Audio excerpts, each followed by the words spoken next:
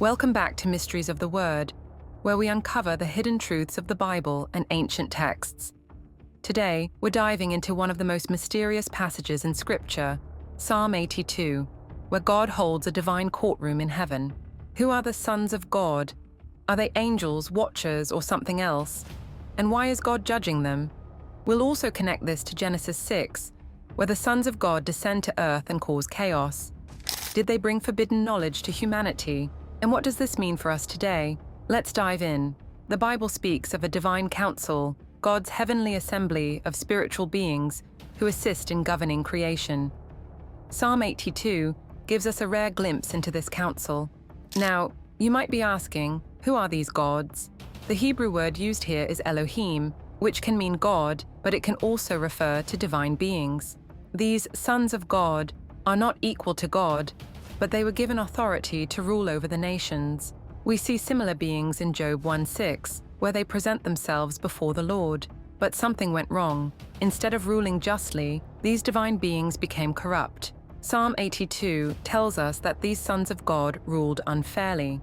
Instead of protecting the weak, they sided with the wicked. Instead of leading humanity toward righteousness, they led them into corruption. Listen to what God says to them. Because of their failure, God issues a shocking judgment against them. God declares that these once powerful beings will lose their status and perish like mortals. But how did they become corrupt?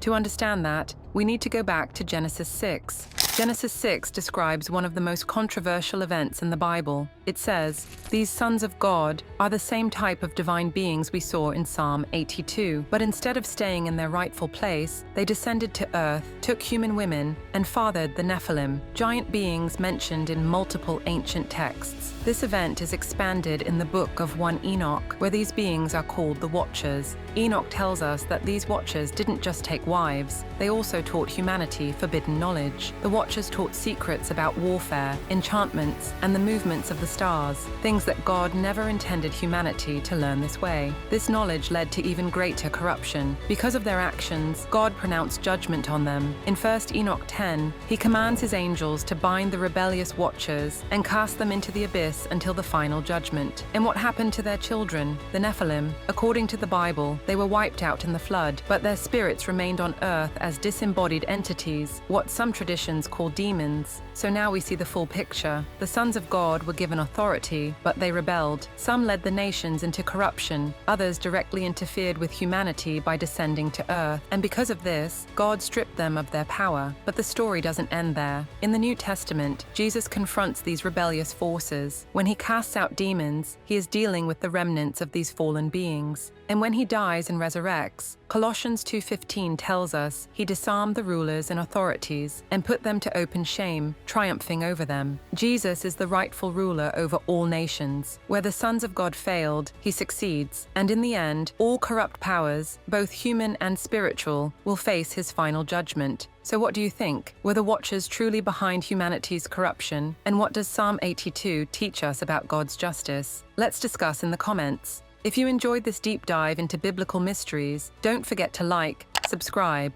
and share. And stay tuned for our next episode right here on Mysteries of the Word.